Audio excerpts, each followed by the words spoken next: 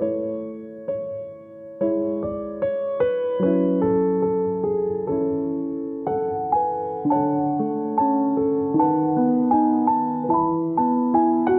말씀은 다윗이 왕이 되어가는 과정을 설명을 하고 있습니다. 그리고 사울이 죽고 또 사울의 가족들이 죽고 그런 많은 죽는 과정을 거치면서 오늘 본문 초반절에서는 드디어 다윗이 왕이 되었습니다. 그리고 4절 5절 말씀에 기록된 내용을 보면 다윗은 30세에 왕이 되어서 헤브론에서 7년 반을 다스리고 또 예루살렘 수도를 옮겨서 예루살렘에서 33년 동안 온 이스라엘과 유다를 다스렸다고 오늘 말씀은 기록하고 있습니다. 그리고 후반부에는 다윗이 예루살렘을 정복하는 과정을 설명하고 있습니다. 즉 오늘 본문은 다윗이 왕이 되어서 40년을 다스리는 중에 수도를 옮기는 그 과정이 설명되어 있습니다. 이 모습이 교회 이전을 앞두고 있는 저에게는 오늘 베들교회에게 우리에게 하시는 메시지가 있을 것이고요. 또 그 메시지가 무엇인지를 우리는 볼 수가 있을 것이고 또 각자에게 있는 문제와 기도 제목들이 또 어떻게 한 사람 한 사람에게는 그 삶의 문제를 어떻게 해결해야 되는지도 오늘 본문은 우리에게 말씀을 하고 있습니다. 그래서 그 말씀을 보면서 우리가 어떻게 살아야 되고 하나님의 말씀하심을 어떻게 분별해야 되는지를 오늘 말씀을 통해서 깨달음이 있기를 기대해 봅니다. 오늘 본문 처음에는 다윗이 왕이 되는 과정을 설명을 하고 있습니다. 사무엘 하 처음 부분이 시작되면서 사울 왕이 죽는 과정부터 오늘 본문 5장에 이르기까지 다윗이 왕이 되기까지는 순탄치는 않았습니다. 사울 왕가가 죽고 또 반대로 또 죽이는 과정, 죽고 죽이는 많은 생명이 죽는 과정을 거치면서 드디어 오늘 본문에서는 사울을 이을 다윗이 왕으로 취임받는 그 과정이 상세히 기록되어 있습니다. 근데 사무엘 하 부분만이 아니라 사무엘 상에서도 많은 과정이 있었잖아요. 사울에게 쫓기는 과정도 있었고 목숨이 위태로운 그런 과정들을 거쳐가면서 사울이 결국은 오늘 본문에서 왕이 되는데 그런 모든 과정들이 하나님께서 다윗을 왕으로 세우기 위해 지나갔던 과정인 것들을 보게 됩니다. 그러면서 오늘 본문 초반절에서도 보면 이스라엘 대표하는 사람들이 와서 다윗에게 왕이 되어줄 것을 요청하고 또 단순히 사무엘을 통해서 기름 부음 받았다는 것만이 아니라 초반절에서는 다윗이 그 왕이 될 수 있는 객관적인 요건들을 갖추었다는 것까지 오늘 본문은 말씀을 하고 있습니다. 그 요건 3가지가 오늘 본문에 나옵니다. 첫 번째 있는 것이 골육의 관계에 있다는 겁니다. 우리 1절 말씀에 나오는 것이 우리는 왕의 한 골육이니라고 말씀을 하면서 야곱을 조상으로 하는 모든 백성들이 한 동족임을 얘기를 하면서 우리와 함께 한 그 왕이 되어달라고 이야기를 하죠. 신명기 말씀을 보면요, 17장 15절 말씀 보면 왕이 되어야 되는 자격을 말씀합니다. 반드시 내 하나님 여호와께서 택하신 자를 내 위에 왕으로 세울 것이고 내 위에 왕을 세우려면 내 형제 중에 한 사람을 할 것이요 형제가 아닌 타국인을 세우지 말라고 합니다. 내 형제 이스라엘 백성 중에 왕을 세워야 한다는 것이 됩니다. 그러니까 첫 번째 조건이 이루어지는 거죠. 두 번째 조건은 2절에 나옵니다. 2절 말씀을 보면요, 2절에 지도력, 다윗의 지도력이 인증받습니다. 전에 곧 사울이 우리의 왕이 되었을 때에도 이스라엘을 거느려 출입하게 하는 분은 왕이시였습니다라고 이야기를 합니다. 사울이 있을 때부터 다윗의 지도력이 많은 사람들에게 어필되고 인정받았던 거죠. 사울은 천천히고 다윗은 만만이다라는 말을 우리가 기억을 하고 있죠. 그러면서 그때부터 다윗의 인지도가 올라갔고 또 다윗의 지도력이 인정받았던 거죠. 그러면서 사울에게 쫓겨나가는 과정 가운데서도 많은 다윗의 지도력이 보여주었고요. 리더십이 보여줬죠. 특히 거기서도 또 그일라이의 타작마당 같은 사건을 통해서는 다윗의 순전함과 또 다윗의 지도력이 발휘되는 그 순간들, 그러면서 왕의 자질이 입증되었다는 것을 보여주었고요. 마지막 3번째로 다윗에게 가장 중요한 하나님께서도 인정하는 것이 보였습니다. 여호와께서도 왕에게 말씀하시기를 내가 내 백성 이스라엘의 목자가 되며 내가 이스라엘의 주권자가 되리라 하셨나이다 하니라 하면서 다윗이 사무엘에게 기름 받는 그 순간이 아무도 모르게 조용하게 왕에게 하나님의 기름 부음을 받았다라고만 생각이 되었는데, 알고 보니까 다른 사람들도 모두가 알고 있었던 거예요. 이러면서 왕의 자질, 하나님의 기름 부음만이 아니라 다른 모든 사람들에게도 인정받는 왕의 조건을 갖추어 있었다는 것을 이야기를 합니다. 이 조건이 부합하기 때문에 다윗이 왕이 될 수 있었다는 것을 이야기를 하죠. 하나님께서도 다윗에게 왕이 될 수 있는, 준비할 수 있는 시간을 주시고, 그리고 많은 힘든 시간을 거쳐가면서 그 과정이 단순히 어려운 시간만이 아니라 그 견뎌내는 모든 시간이 하나님과 또 다른 많은 사람들에게도 왕이 될 수 있는 자질, 그 조건들을 갖출 수 있도록 해주셨던 시간이었던 거예요. 그래서 왕이 되기 이전에 왕의 요건을 설명하면서 하나님은 물론이고 사람들에게도 그에 합당한 명분을 가질 수 있는 시간이 되었던 거죠. 이 말은 우리가 하나님의 일을 함에 있어서 하나님께도 인정을 받아야 하는 것이 있는가 하면, 우리 주변에 있는 함께 살아가는 이웃들에게 인간적으로도 그에 합당한 명분을 가져야 한다는, 그에 합당한 명분과 또 우리가 갖추어야 할 덕목이 있다는 것을 오늘 본문은 우리에게 말씀을 하고 있는 거죠. 그 얘기는 우리 베델교회로 친다면 우리 베델교회가 하나님께서 세우신 교회라고 믿습니다. 아멘. 그런데 주변 사람들은 그렇게 믿지를 않는다면 어떻게 되겠습니까? 베델교회가 이 땅에서, 베트남에서 사명을 감당하기 위해서 하나님께 택함을 받았고, 또 우리 교회가 위치한 이곳 호치민에서, 그리고 이 푸미영 지역에서 이 주변 사람들에게도 우리 교회를 통해서 일한다는 그런 명분, 또 우리 교회가 하나님께서 주신 사명을 감당하고 있다는 것을 전달하고 무언가를 하기 위해서 우리 교회가 해야 되는 것들이 있다는 거죠. 우리 교회 이미지 혹시 밖에서 어떤지 아십니까? 좋은 이미지도 제가 들어봤고요, 또 나쁜 이미지도 들어보았어요. 여러 가지 장점과 단점. 우리 교회에 있는 분들은 이제 장점들을 많이 얘기하죠. 사랑이 많습니다, 어떻습니다 얘기하는데, 교회 밖에 있는 분들은 또 그렇지 않은 모습들을 이야기를 많이 해요. 저 내가 알고 있는 우리 교회 모습이 아닌데 왜 저렇게 이야기를 할까? 왜 저렇게 이야기하는지는 모르지만 어쨌든 우리 교회의 이미지가 저렇게 이야기되고 있는 것을 보면서 마음이 아프더라고요. 그러면서 우리 교회가 감당해야 될 것, 또 우리 교회가 이미지를 바꿔야 될 것이 있다면 또 바꿔야 되지 않을까? 다윗이 온 이스라엘의 왕이 되면서 행한 중요한 일, 이것을 왕으로서 기름 부음 받으면서 사람들에게도 그러한 명분을 가졌던 것처럼 우리도 그런 명분을 갖기 위해서 힘든 시간도 있을 것이고, 그런 많은 어려운 시간들을 고뇌하면서 견디면서 바꾸어야 될 무언가는 있다는 것을 우리에게 말씀을 하고 있습니다. 그리고 나서 뒷부분을 보면 수도가 바뀝니다. 다윗에게는 가장 중요한 업적 중에 하나겠죠. 국가의 수도가 바뀌는데 헤브론에서 예루살렘으로 옮겨집니다. 왜냐하면 헤브론보다는 예루살렘이 더 좋은 조건을 가지고 있기 때문에 다윗도 그것을 욕심내었겠죠. 그 과정이 오늘 후반부를 통해서 설명을 하고 있는데, 수도를 정하는 데 있어서 좋은 장소를 욕심내는 것, 인간적인 입장에서 당연합니다. 좋은 지리적인 이점으로 인해서 그곳은 난공불락의 성이었습니다. 그렇기 때문에 그곳을 탐내는 것 당연한 이유가 있지만, 그 인간적인 입장만이 아니라 또 다른 중요한 이유가 있었습니다.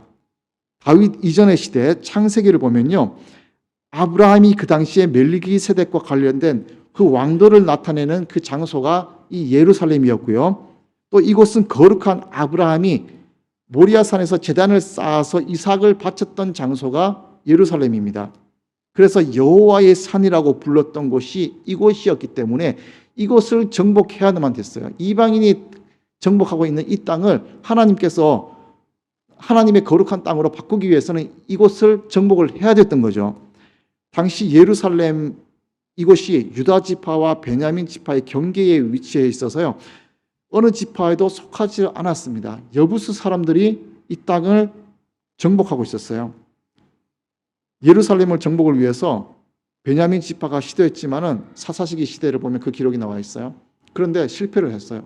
그러면서 가나안 땅을 정복하면서 잠시는 정복했지만 다시 땅을 빼앗겨서 계속해서 400년 동안 그 땅을 점령하지 못한 그곳.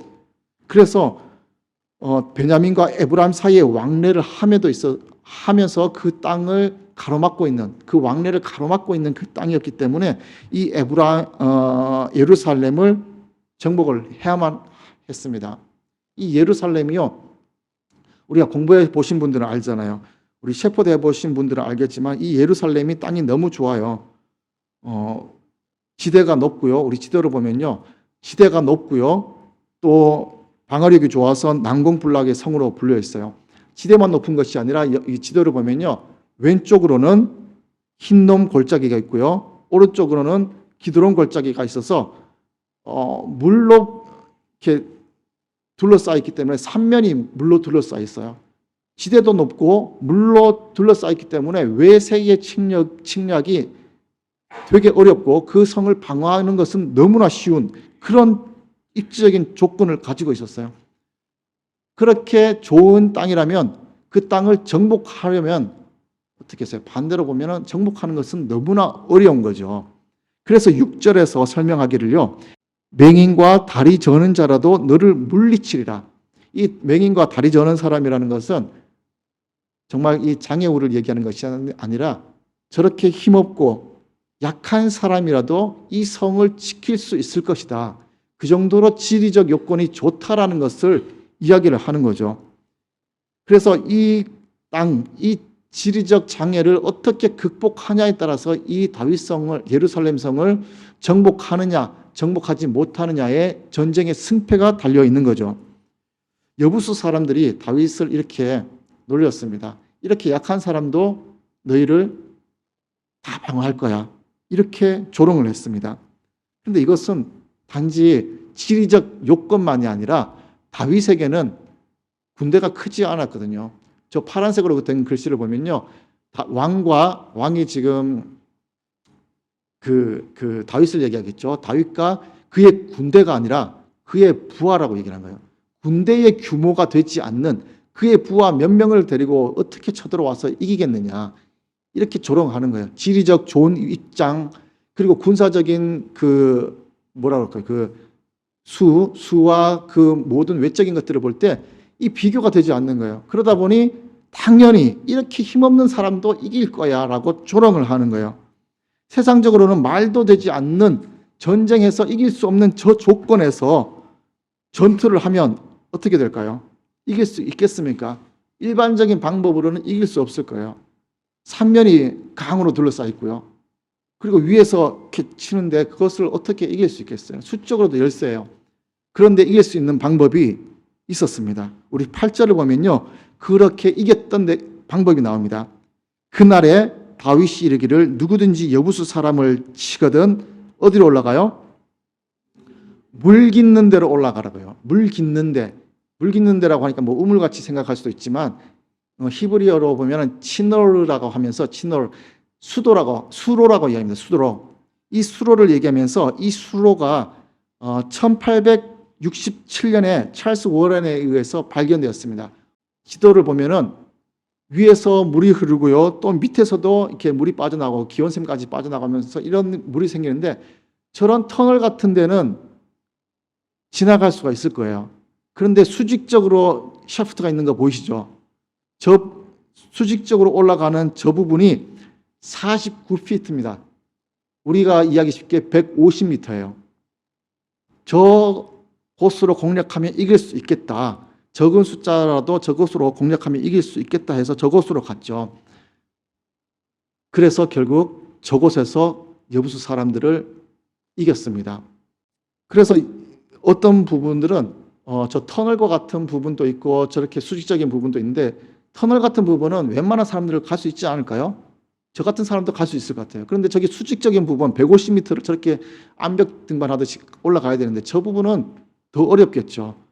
그래서 영어 성경에서 어떤 성경은 워터 터널이라고 번역된 부분도 있고요. 또 어떤 성경은 워터 샤프트라고 번역을 됐어요. 저 부분이 더 어렵기 때문에. 똑같은 수로기 때문에 어떻게 번역을 하든 저만큼 어렵다. 인간적인 방법으로는 어려웠던 조건들을 이야기를 하죠. 그렇게 해서 저렇게 어려운 것들을 극복해서 결국은 예루살렘 성을 정복했습니다. 그래서 다윗이 성을 빼앗고 나서 맹인과 다리 저는 사람은 집에 들어오지 못하리라 라고 하면서 여부수 사람들이 조롱했던 말을 가지고 다시 한 번 더 이야기를 합니다. 그런데 실제로 맹인과 다리 저는 사람들이 집에 들어오지 못한 것은 아니라요. 무비보셋, 요나단의 아들 무비보셋이 양쪽 다리를 절고 있었음에도 불구하고 함께 데리고 예루살렘에서 살았던 것을 보면은 그 말은 저렇게 약한 사람이라도 이랬던 것을 비난했던 그 말을 다시 한번 되돌려 주면서 그러면서 그 말이 뒤에 보면 속담이 되었다고 얘기를 하잖아요. 속담이 되면서까지 이렇게 어려웠던 것, 맹인과 다리 저는 사람도 방어할 수 있던 이 성을 하나님의 은혜로 이 성을 차지했다는 것을 길이 남기기 위해서 속담으로까지 만들어진 것 아니겠습니까? 하나님의 은혜가 있었습니다. 시간이 지남에도 불구하고 이것은 인간이 한 것이 아니라 하나님의 은혜로 이 모든 것을 정복하고 이루어낸 사건입니다라는 것을 이 후대에도 알리기 위해서 그것이 속담까지 이루어진 것이죠.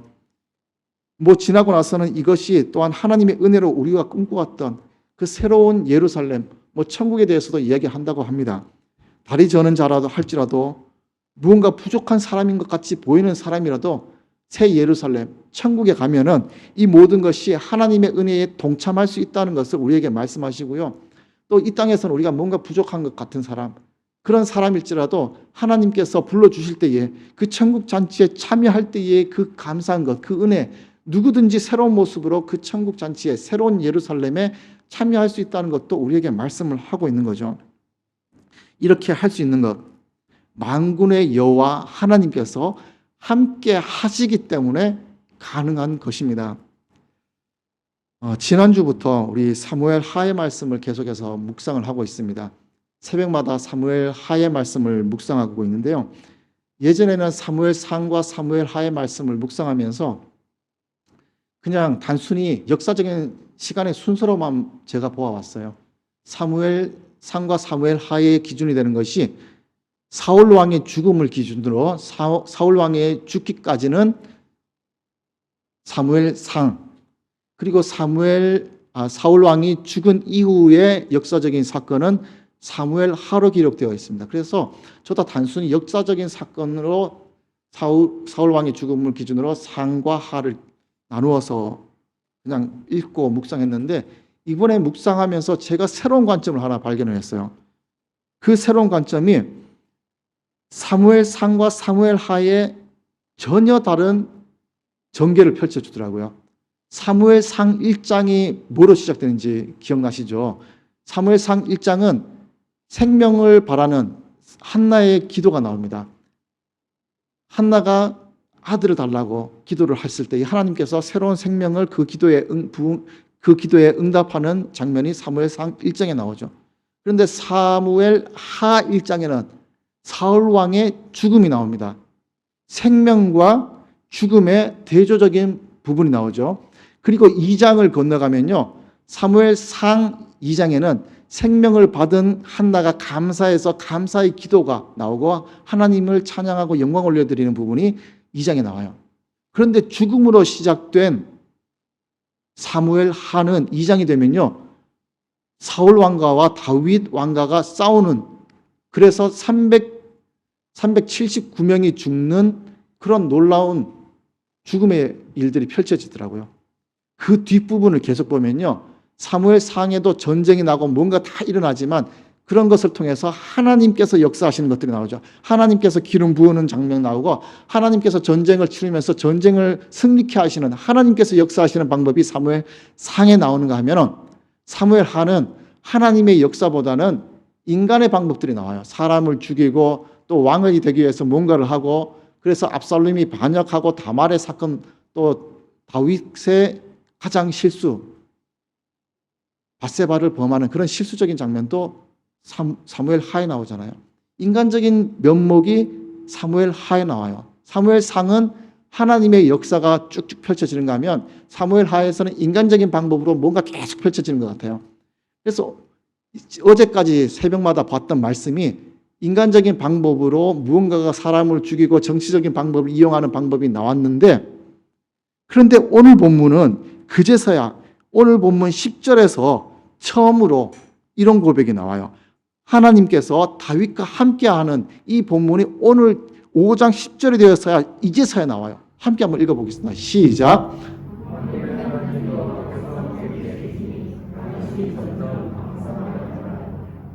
1장에서 4장까지 다윗과 하나님과의 관계가 이전과 같은 관계의 모습을 보여주지 못함에도 불구하고 여전히 하나님께서는 다윗과 함께 하신 거예요. 왜냐하면 하나님께서 다윗을 사랑하기 때문이죠. 그리고 하나님께서는 다윗을 통해 영광 받으실 부분이 아직 더 있기 때문이죠. 이 말씀을 보면서 우리의 신앙과 참 비슷하다는 생각을 해봅니다.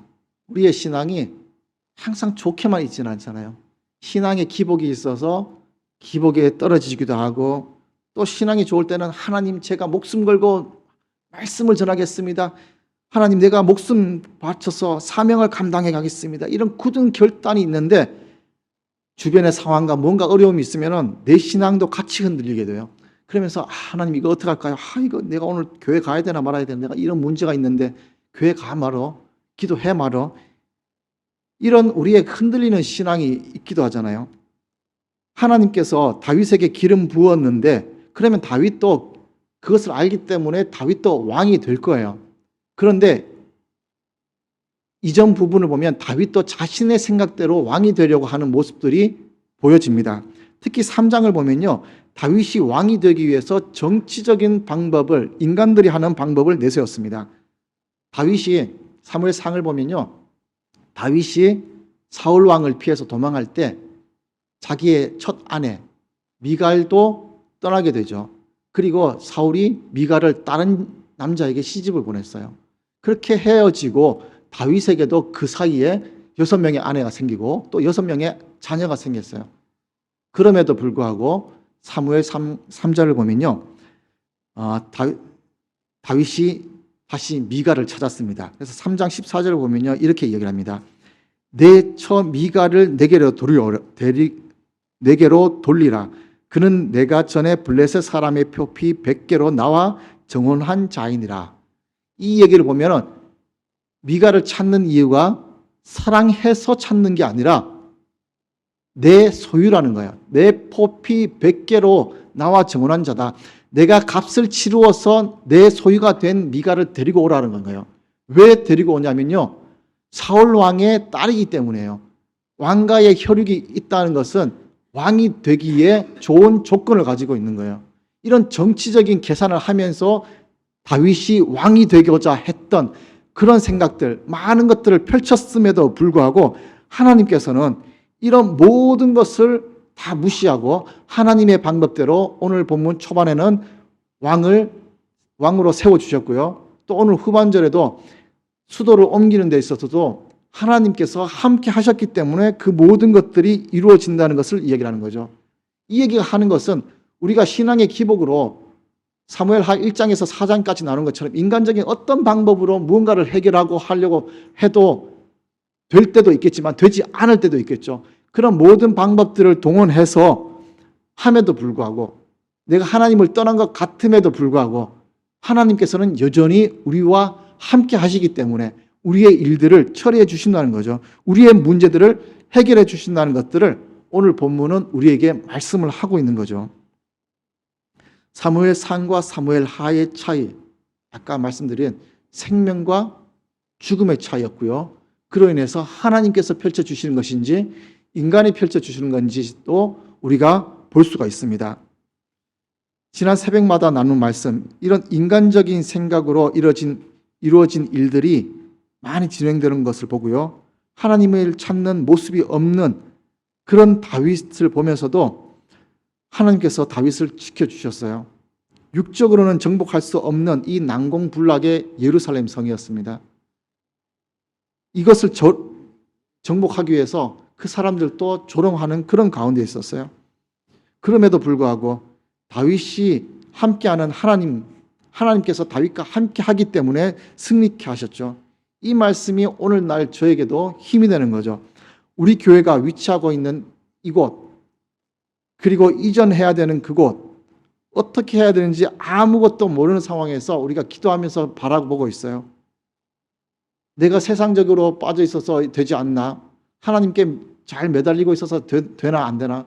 저는 잘 모르겠어요. 그러나 나는 모르지만 하나님께서 함께 하시기 때문에 그 다음 과정을 하나님께서 지켜주신다는 그 확신을 저에게 주고 있는 거죠. 오늘 말씀에서 다윗이 왕이 되기 위해 힘든 시간들을 많이 보냈잖아요. 그러면서 그 과정에서 왕의 요건을 갖춘 것처럼 우리가 어떤 힘든 시간을 거치고 있음에도 불구하고 이것을 이길 수 있는 것은 이 과정을 통해서 하나님께서 더 지켜주시고 또 하나님께서 무언가를 이루어 가시는 것을 우리가 볼 수 있기 때문이죠. 그래서 지나고 나면 하나님께서 함께 하셨다는 그 고백이 우리 입술에서 나올 것이고 그 고백을 통해서 하나님께서 영광 받으시기 때문에 하나님께서 우리를 지켜주시는 거죠. 예루살렘을 정복하는 과정. 그런데 다윗의 노력도 있었죠. 다윗이 해야 되는 일도 있었습니다. 하나님께서 지켜주시기 때문에 그것만 믿고 강을 건너고 기온샘을 건너고 뭐 높은 데 올라가고 이렇게 하면은 됐을까요? 작전을 짜야 됐어요. 아주 지혜로운 작전. 하나님께서 아마 작전을 주셨을 것이고요. 누구도 생각하지 못한 그 수로를 올라가고 해서 정복을 했습니다. 하나님께서 함께 하시기 때문에 지혜를 주셨고요. 또 하나님께서 주시는 지혜대로 행했습니다. 행동해야 되는 거예요. 그리고 그 수로를 가는데 터널을 갈 수 있을 것 같은데 수직적으로 150m를 어떻게 올라가요? 그 수로를 올라가기 위해서 올라갈 수 있는 능력도 필요한 거죠. 힘도 필요하고 그런 군사적인 그런 것을 갖춰야 되는 것은 다윗이 해야 되는 일이에요. 하나님께서 좋은 위치를 주시기 위해서 그 무언가를 갖추기 위해서는 하나님께서 하실 일도 있는가 하면 우리가 해야 할 일도 있다는 거죠. 찾아보고 또 찾았으면 뭔가 계약하는 과정에서 또 정부와의 그 허가받는 입장에서도 그것은 우리가 해야 되는 입장이죠. 페이퍼를 내고 하는 것들 우리가 해야 되는 일들이에요. 하나님께서 하실 일들도 있고 우리가 해야 될 일도 분명히 있다는 거죠. 그래서 계속해서 저는 원래 여기는 봄이 없죠. 봄이 아니라 원래 초부터 계속해서 이제 기도를 했습니다. 하나님 어떻게 해야 될까요? 어떻게 해야 될까요? 알아볼까요? 근데 제 마음에 드는 기도하면서 계속 드는 마음은 계속해서 기다리래요. 기다리라고 하면은 그럼 여기 계속 재계할까요? 계속 모르겠어요. 그러던 어느 순간에 찾아보라고 주변을 한번 알아보래요. 그래서 알아봤어요. 알아보는데 여러분이 생각하는 이상으로 엄청 알아봤어요. 이 주변을 가고 저기 멀리도 가서 알아보고 며칠씩 알아보고 며칠 이상으로 알아보고 다른 사람도 알아보고 하면서 알아봤는데 볼 때마다 뭔가 괜찮다 싶으면 어떤 이유에 의해서 막히고 또 집주인이 좋다, 공안도 좋다 해서 이번 주에 괜찮다고 해서 계약하려고 했던 것이 있었어요. 그런데 너무 어이없는 이유로 어제 저녁에 오후에 안 된다고 연락이 왔어요. 이게 뭐야 이게. 하나님 저거 되는 것처럼 저는 느꼈는데 이게 안 되네요. 왜 안 될까요? 너무 좋았어요. 계속 알아본 것 중에서는 그나마 제일 좋았어요. 근데 왜 안 될까요? 제가 생각하기에는 이해가 되지 않았는데 말씀을 계속해서 묵상하다 보니까는 또 알게끔 하신 이유가 있더라고요. 하나님께서 나에게 힘을 빼신 이유가 있어요. 출애굽하고 나서 하나님께서 광야에서 40년 동안 헤매게 하신 이유가 있더라고요. 하나님 그냥 기다리다가 정말 하나님께서 원하시는 가나안과 같은 그냥 그 장소가 나오면 성태야 그리 가라. 그래서 가서 계약하고 우리가 이전하면 되지 않습니까? 그런데 왜 이렇게 고생을 시킵니까? 라고 어제 기도를 하다 보니까는 저에게도 주시는 얘기가 있더라고요. 제가 한국에서 목회를 했잖아요. 그러면 제 머릿속에 있는 교회의 이미지는 번듯하고 크고 나름대로 교회로서 생각하는 이미지가 있는 거예요. 그 이미지로 제가 모든 곳 눈에 보이는 곳곳을 돌아다니다 보니까는 제 성에 차겠어요? 안 차요. 이거는 이게 부족하고 이거는 이게 부족하고 뭐가 부족해가서 한국에서 목회하던 그 교회들하고는 너무나 다르기 때문에 제 성에 안 차더라고요. 그런데 돌아다니다 보니까는 이번에 봤던 것도 그냥 바로 봤으면은 너무 부족해서 제 눈에는 제 성에는 안 찼을 거예요. 그런데 돌아다니다 보니까는 저게 그나마 좋은 거예요. 너무 좋은 거예요. 그것도 이제 취소되다 보니까 지금 어제 저녁에 드는 마음은 야, 어디든지 하나님께서 그냥 조그만 데라도 그냥 예배 드릴 수 있는 장소만 주시면 좋겠다. 아주 겸손해졌죠. 고생을 시키니까 제가 겸손해지더라고요. 이런 마음으로 바꾸는 과정도 필요하더라고요. 그래서 이제는 가면은 어디든 여기 있든지 어디를 가든지 하나님께서 주시는 곳이구나라고 오히려 제가 더 신뢰할 수 있지 않을까. 이런 마음으로 겸손한 마음으로 주시는 건 아닐까. 그래서 이젠 지금 저에게 드는 마음은 어디서 무엇을 하든지 하나님께서 말씀하실 것이고 또 그곳에서 여기로 가라고 하면은 그것이 부족하든지 어떻든지 저는 이제 순종하면서 계약을 할 수 있을 것 같아요. 왜냐하면 지금까지 계약하기 위해서 제가 기도했던 것이 하나님 여기일까요? 이전해야 될까요?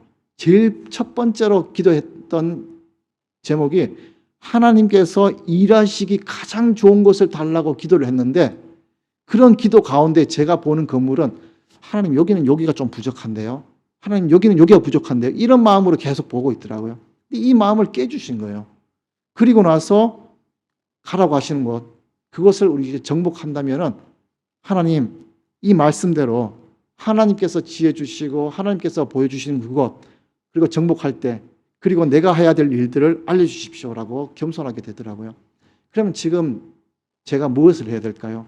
하나님 지금 제가 무엇을 해야 될까요? 인간적인 방법으로 제가 많은 것들을 했는데 안 되더라고요. 그럼 제가 무엇을 해야 될까요? 기도할 때 기도밖에 없더라고요. 하나님의 마음을 품고 하나님께서 어떤 마음으로 저에게 바라보게끔 하는지 하나님께서 원하시는 곳이 어디고 하나님께서 일하시기 가장 좋은 장소가 어딘지 더 기도하게끔 하시더라고요.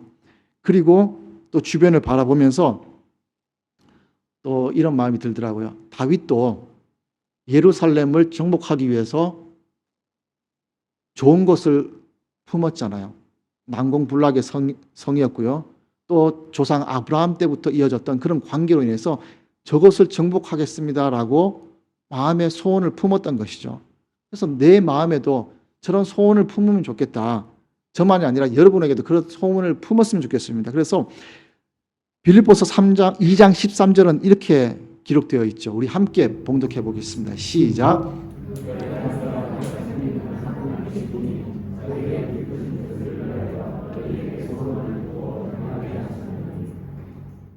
우리 안에 무엇을 먼저 두시자면요.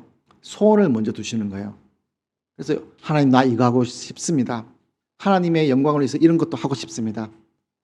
아니면 내 개인적인 어떤 문제를 위해서도 또 내 가정이나 사업장의 어떤 문제를 위해서도 하나님 내가 소원하는 것이 이겁니다. 이것을 위해서 기도합니다. 라고 소원을 품게 하시고 그리고 나서 행하게 하신다는 거예요. 그 소원도 내 인간적인 소원이 아니라 하나님께서 주시는 비전으로서 그 소원을 품는다면 하나님께서 분명히 행하신다는 거죠. 그래서 저에게 있는 이제부터 이 말씀을 보면서 제가 품는 것이 하나님께서 주시는 곳 내가 바르게 바라볼 수 있도록 인도하시고 그리고 기도할 때에 하나님 저곳이 저는 참 좋습니다. 하나님도 좋으십니까? 그 소원을 내가 품고 기도해야겠다는 것을 더 알게 되는 거죠. 그래서 하나님께서 분명히 말씀하실 거예요. 그리고 이끌어 주실 거예요. 그것을 위해서 오늘날 내가 할 일, 그리고 여러분들이 교회를 위해서 할 일, 기도하는 일, 그리고 그 소원을 품으면서 하나님의 뜻대로 기도하는 일, 이것이 우리에게는 필요한 것이 아닌가. 이것이 하나님께서 다윗과 함께한 것처럼 오늘날 우리에게도 함께 하시며 점점 강성하게 우리 교회를 부흥케 하실 것이라는 것을 오늘 본문을 통해서 확신이 생기는 거죠.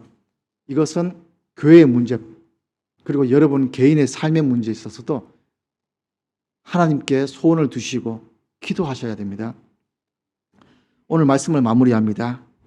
다윗이 사무엘상 1장에서 4장까지 나타났던 것처럼 인간적인 모습이 있었습니다. 하나님께서 다윗과 함께 하시고 다윗을 지켜주셨습니다. 다윗이 하나님 앞에서 완벽하게 섰기 때문이 아니라 하나님께서 다윗과 함께 하셨기 때문에 그 일들을 이루어갈 수 있는 거죠. 그 결과 점점 강성하여지니라라고 말씀을 합니다. 우리가 완벽해서가 아니라 우리가 무언가가 잘하는 것이 있어서가 아니라 하나님께서 우리와 함께 하시고 하나님께서 우리에게 은혜를 주시기 때문에 우리의 신앙은 깊어지고 우리 베들교회가 더욱더 하나님께서 사용하시는 그 사명을 감당하는 교회가 되리라 믿습니다. 이 일을 위해서 우리가 준비해야 될 일들, 기도해야 될 것들, 그리고 행동해야 될 것들을 하나하나 소원을 품고 진행하시면 분명히 하나님께서 어떻게 인도하셨는지 우리의 입술을 통해서 고백하게 될 것이고 그 입술을 통해서 하나님께서 영광 받으실 것을 믿습니다. 우리가 소망하는 것들, 우리의 삶의 문제에서도 그 소망을 품고 기도하시기를 축원드리겠습니다. 기도하겠습니다. 하나님 감사합니다. 오늘 말씀을 보면서 하나님께서 다윗의 마음에 예루살렘을 품고 또 그 예루살렘을 정복하는 과정을 보았습니다. 하나님, 오늘날 우리에게 있는 삶의 문제 해결할 수 없음에도 불구하고 하나님과 함께하기 때문에 하나님의 은혜 안에서 그 모든 것들을 해결해 나갈 수 있도록 인도하시고, 특히 오늘날 우리 교회, 베들교회가 당면하고 있는 문제, 이 교회의 문제에 있어서도 주님께서 함께 하셔서 예루살렘 성을 정복했던 것처럼 우리가 그 땅을 정복하고 그곳에서 하나님을 예배하는 우리 베들교회가 될 수 있도록 인도하여 주시옵소서. 오늘 또 함께 하시고 이끌어 주시는 주님을 기대합니다. 하나님께서 동행하시고 또 해결하실 주님을 기대하며 예수님 이름으로 기도드립니다. 아멘.